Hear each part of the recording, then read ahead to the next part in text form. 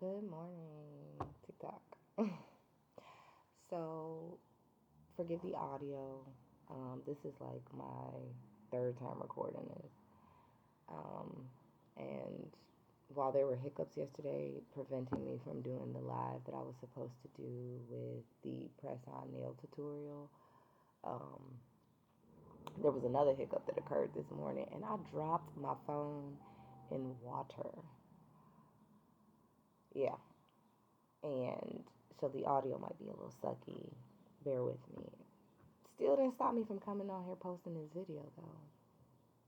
So as I was saying, I was supposed to go live yesterday to do a press-on nail tutorial, and I had everything planned out. I had everything planned out, or at least I thought I did. Okay. Um, I ran into an issue and I couldn't go live, and honestly, I got really upset with myself because I couldn't go live.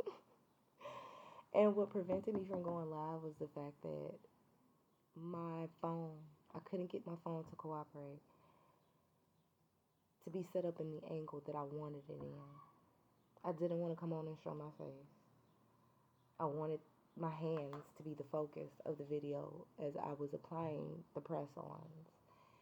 And I really got so upset with myself because I've been working in this season on discipline for myself and keeping promises that I'm making to myself. And so when this didn't happen, I instantly began to internalize it. And I started beating myself up and being hard on myself. But not too hard, but it was enough for me to notice it.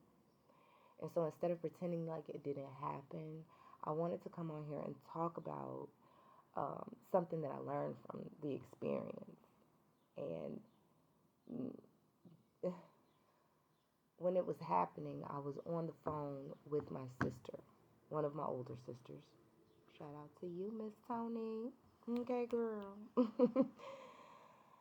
um, and my sister said something to me, and she said, "You could still get on there and you could still go live." And I said, "Like how? What? I don't understand." Basically, she said, "You could still get on there and use it to your advantage. There's still content right there." And I said, "What do you mean?" And she said to me, "You could talk about how proper preparation prevents poor performance." You see me looking over here because I wrote it down when she was saying it to me on this piece of paper because I thought that was so awesome. And she called it the 4 P's. And I said, wow. And it made me think about how often we beat ourselves up when something does not go according to plan. Because that was the space that I was in yesterday. And the thing is that I have a question for you guys. So yeah, I'm asking you guys, when you hear preparation, what do you think of? What comes to mind when you hear the word preparation? Is it having everything you need set up for you? For me, preparation is sometimes having your supplies. Sometimes it's testing your equipment. Sometimes it's mentally preparing yourself to be seen. And that's a big one for me. Putting myself out there, being seen, even during the ugly stages of content creation. I'm somebody who like stumbles through perfectionism. Okay. And also sometimes it's accepting that sometimes something will go wrong. And that happened yesterday. My first time going live and I run into a problem and I instantly start internalizing like maybe I'm not really cut out for this. Maybe I'm not supposed to be doing this. So now I'm searching my brain trying to find all the evidence against myself as to why I shouldn't be pursuing, why I shouldn't be still chasing after this. And then I learned something. There's a difference between failure and feedback. And what I received yesterday was feedback from the experience. So it's like yesterday wasn't a failure. It was information, and now I know how to utilize that information because of that. Now I know what wasn't ready, and that makes the difference. That makes the difference in it. And I don't have to keep being hard on myself about it, you know? It's like I look at that as a powerful mindset shift. And it made me view the stories that we could tell ourselves in our minds, you know? It's like the thing that bothered me wasn't even missing the live. It was like this much of that bothering me, but it was more of it was the story I started telling myself afterwards. The story that became, you said you were going to go do it and you didn't. You broke your promise to yourself. And it caused me to have to reflect, like, did I really break my promise to myself, or was it that I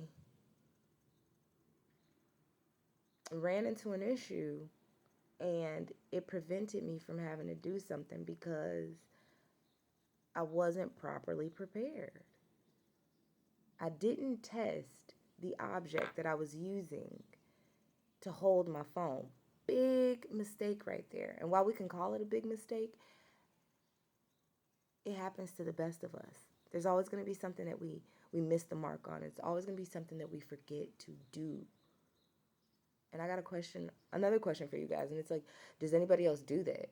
One thing goes wrong and then you instantly start internalizing it and then you spiral. And then you start questioning yourself of your mindset, your ability, your capabilities. And I know so many of us out here do that. Even if we don't say it, even if we don't show it, we still do it. And I think through that experience, one thing I'm realizing is that a lot of us are waiting until we know exactly what we're doing before we start. And it's like, but how do you learn if you never start? The beauty is in the mistakes. The beauty is in the growth of the mistakes. That is how you grow. You have to make mistakes in order to grow.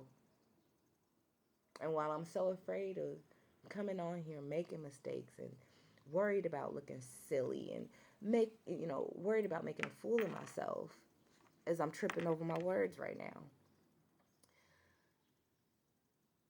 it's teaching me the acceptance of we're all beautifully flawed. Nobody is perfect, and there's always going to be something that we feel goes wrong. And what I'm learning is it's how you handle it. What's your bounce back process like? Because it's inevitable for things to go wrong in life.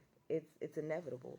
There's always going to be something that's going to happen. But how do you pick yourself back up after it happens?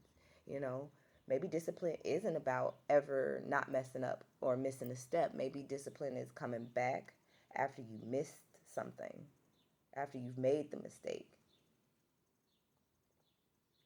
And that sentence alone, that statement alone is like, that feels so much closer to what I'm experiencing right now, you know?